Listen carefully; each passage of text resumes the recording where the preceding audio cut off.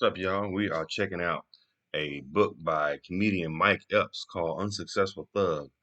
It's on Audible. Y'all can check it out. Let's go ahead and check out this piece of the book, this chapter, and I'm going to come back with my reaction. Appreciate you guys watching.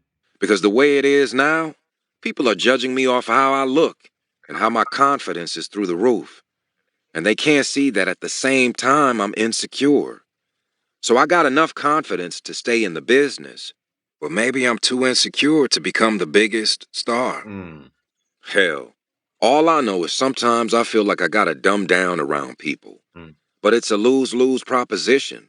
If my personality is too big, I scare people off. But when I dumb down, they take advantage of me. Mm-hmm. How the fuck do you win? I don't know what to do. There's no happy medium. Truth is, there's a double standard for guys like me. The good shit that I do, no one says shit about it. Mm. So I'm like, damn, does the business want me to be a bad boy or what? I gotta walk around this motherfucker on eggshells because there's this invisible sorority of people that you get in trouble with, you know? You'll get in trouble with these people if you do anything. So just don't do shit. Lean on the wall. Try not to talk. Throughout my whole career, I've been giving back. I go to juvenile detention centers, talk to kids, feed the homeless. Does anyone ever say anything about it? No. But then one time in Detroit, one of the million shows I did last year, somebody brought a damn kangaroo on the stage and that shit went viral. What happened was that this exotic animal handler who lives in Detroit said he wanted to come to the show. I'd seen him on Instagram. He's a guy who brings exotic animals to places like the projects where there are no zoos. Wow. For some kids in Detroit, this is all the zoo they have. And the guy had recently been all over Instagram walking a kangaroo around the city. He and his kangaroo were local celebrities at this point. Wow. I said, sure. I was psyched to have him and his kangaroo there backstage. That kangaroo was strong and healthy Mm. and seemed as happy and well cared for as could be. I got to feed it a banana and everything. I thought, this is a real fun thing. The animal seemed so chill that when he said maybe at some point in the show the kangaroo could run across the back of the stage and I could turn around like, what's going on? I said that sounded fun. We thought it could be a good laugh, especially because that kangaroo was famous in Detroit. Well, I went out and did the show. Mm. The kangaroo never did come out, but that was fine because the show was nonstop. Great show. At the end, I'd said goodbye to the crowd, goodbye to the host, and then I came out for one last goodnight. They started playing a song by the Detroit rapper T Grizzly, which made the crowd go crazy, and I was dancing through the final goodbye. Then all of a sudden, the kangaroo guy's there on the stage with his kangaroo. From where I was, it seemed like the kangaroo and his keeper were dancing too. After a few seconds, I got closer to them, and the kangaroo took a swipe Mm. at me, and I made a big show of running off the stage. And that was the end of that. I don't even think that animal had a minute of stage time. And I had no indication from where I stood that it was unhappy or scared at all, or that anyone was upset about it being there. After all, this was a professional zookeeper. The kangaroo was used to being in strange situations. But later that night, I went online and saw that video of me on stage with the kangaroo was everywhere, along with coverage like I killed somebody. Online, I was getting death threats, getting accused of being an animal abuser, of torturing animals, of all sorts of fucked up things. These people online were talking about wanting to put me in prison for cruelty to animals. I felt horrible. They have any I've excuse been an for us to put animal us lover in prison, boy. I tell you, anything. He ain't bring the thing out. my whole life. I've done a lot of work for them too, including with Jennifer Pryor on her Pryor's Planet initiative to help animals. As an animal lover who's taken great care of pets and worked on their behalf for decades, I was so upset that anyone thought I would willingly Wow. make an animal upset. And I was mad at myself for letting the whole thing happen. I got why people Wow. were mad. When I watched that 1 minute video, I could see the Mm. kangaroo looked freaked out, and it made me feel so bad. Real sorry. I came out and apologized to the kangaroo and to It everyone made else, and I donated money to it made groups that him work come for the out and prevention of. apologize to the kangaroo. They probably was like, let's see if we can make this motherfucker apologize to this kangaroo. Let's see if we gonna do it. How bad do he want to be in Hollywood? They be making brothers do all kind of little crazy Cruelty stuff to to keep messing with us. animals. Then I went on To the TMZ and kangaroo? apologized more. That said, I They do also the felt sick kangaroo? about how that 1 minute of a local zookeeper bringing a wild animal on stage is now the only thing a lot of people know about me. I hated that those seconds seemed to get so much attention, while the days and weeks I've spent trying to call attention to various causes like inner city poverty and mass incarceration and even animal preservation have hardly ever Wow. gotten one line of press. I'm supposed to be funny and good at what I do, but when I do something really, really good, like a turkey drive back in my old hood with the Bembries, getting food on everyone's tables, it's like a couple people look at it and say, "Aw, that was nice." But when I do something even a little bad, that shit is all over the press, all over the world. People commenting that I should get shot for it. Why do they seem so Mm, glad when I screw up? It's like they were upset I was succeeding, like it messed with their feelings about how things were supposed to go, and when I fall down at all, they're like, "Thank God. Now mm, everything makes sense again." It sucks to feel like everyone's rooting against you, like you were set up to fail, and then people are really convinced that you should fail. I had too good of a heart to be in the streets. I didn't belong there. Now that I'm in show business, I feel that way all over again. It's Stephen Decatur High School. I'm in the special education class. Everyone else is white, only sometimes I spot my friends from across the hallway. In Hollywood, the only guy mm. like me is Mike Tyson. Did you know he did time in the same Indiana prison I did? It's as if you're always a suspect. No matter how good I am, I feel like everyone's looking at me like the bad kid in school, just waiting for me to mess up.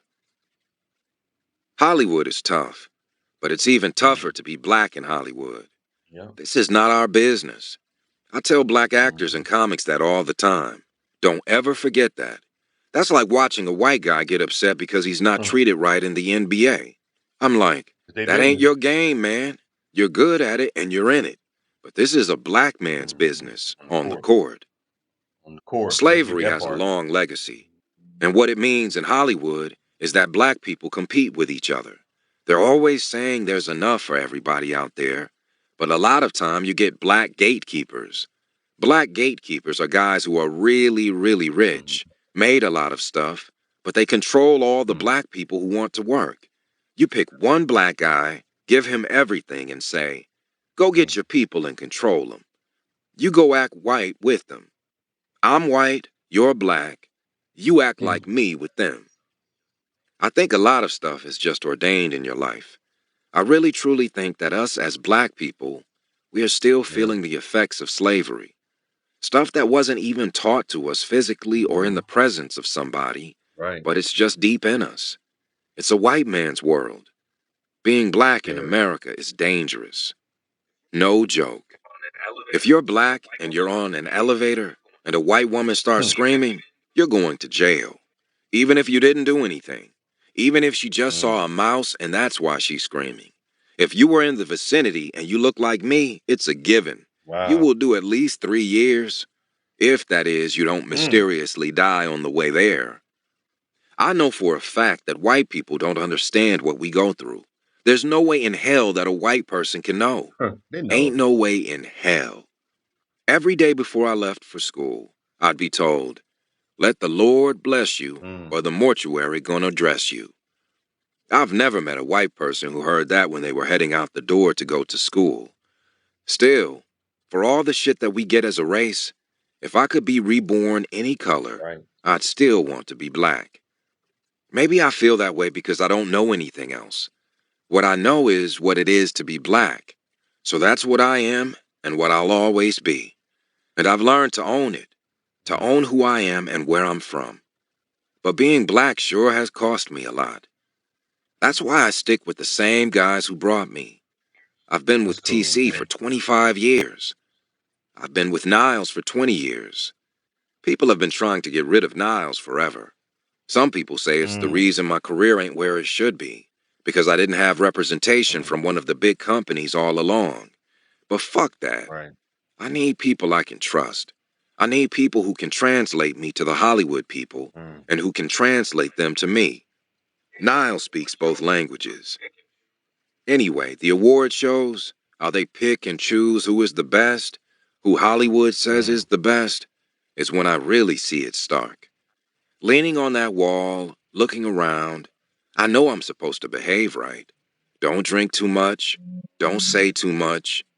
But even when I behave right, it's still not like I get credit. I have to take a step back and say to myself, you know mm, what? People think you don't need shit. People think you don't need nothing because your spirit is rich, your look is rich, your confidence is rich. right. I can't be what Hollywood wants. I can't be what the Naptown streets wanted, but I can be what I want. And so maybe I have to start acting more like I feel, show who I really am. That's why I wrote this book. And that's why I'm glad I'm taking the kind of roles I'm taking now, like playing Yep. I don't Richard think you're gonna be Pryor. doing that, buddy. I think they had just did an interview with, I mean, shout out to Mike Epps, but they just did they just did an interview. I think it was on Comedy Hype or one of those channels on YouTube, and they had Richard Pryor's wife on there, and they said that she said, well, she's over his estate, so she said that her and I think Rain Pryor, Richard's daughter, and his son, um, they said that Mike Epps would definitely won't be playing Richard Pryor in the biopic. They already have X'd him out, which I'm kind of glad. I hate to say it because Mike Epps is a good impressionist of Richard Pryor, but he doesn't embody him. Whoever's going to play the Pryor um, biopic, they have to be on point. They have to get him when he was young, all the way up to when he became became sick. Which I'm thinking, which is the movie's going to cover, and she just said that she just thought that he wasn't right for it. And I'm actually glad that they didn't pick him because I don't think Mike Epps is a good comedian, but I don't think he's not a good he wouldn't be a good Richard Pryor. Um, but he was looking forward to playing that role. I think she and her family wants to focus on giving that role to a newcomer, like a never before seen actor, which I think is smart. If they got somebody up, which I believe she wants her son to play, which I believe her son playing a young Richard Pryor would be perfect. But then if they got somebody else to play Richard up until when he was like 40 on up, and like they can put prosthetics on him as he gets older. I think that'd be good if they got another actor play the older version of Richard.